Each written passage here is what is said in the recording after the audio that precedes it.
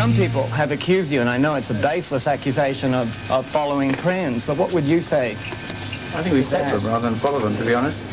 Because I think the songwriting comes from the four of us, because we all write individually, and we all write different tunes. That's basically it. And people read so much into it. I mean, basically, you just got to listen to the songs, I think, and we write different songs.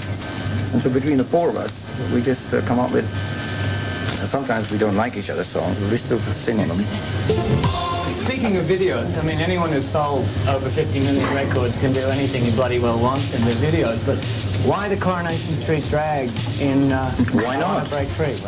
Why not? Actually, I think we wanted to give people the idea that we did have a sort of sense of humour, and we didn't really take things that seriously, you know. And to see us in a sort of slightly different situation. No, it was the first intentionally funny video we've done.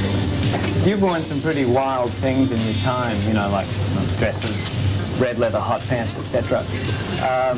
The only way to do it, you know. Well, exactly. What do you think of the present generation? I think it's great. Boy George, you know, it's just sort of... I shouldn't think about that. It's what we used to do. I mean, every generation has to do that, from David Bowie to Roxy Music. I mean, I think clothes are an essential part, and it's the kind of image that you have to portray. So, I mean, you know, you just can't do it with jeans and T-shirts. I mean, this is what I normally wear now anyway. But it's a look that you have to come up with when you start off, and I think someone like Boy George is a prime example. I think it's getting into the public eye that way, and I think it's an integral part, to be honest. Do you design all the clothes, all the image, all the sets yourself? Is that...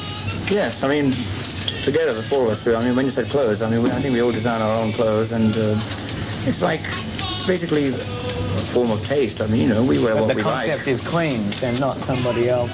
I don't think we suddenly say, okay, the four of us have got to wear a look today, you know? I mean, those days are over.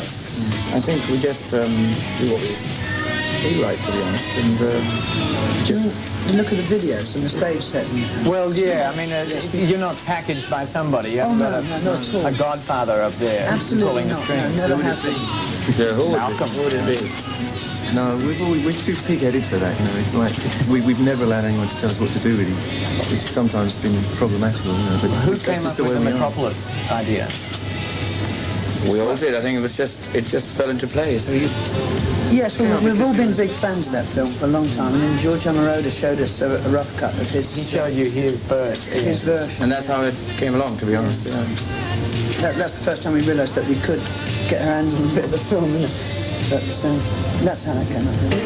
It's obvious that jazz and classical music in the form of opera have played quite a big part in a lot of your songs.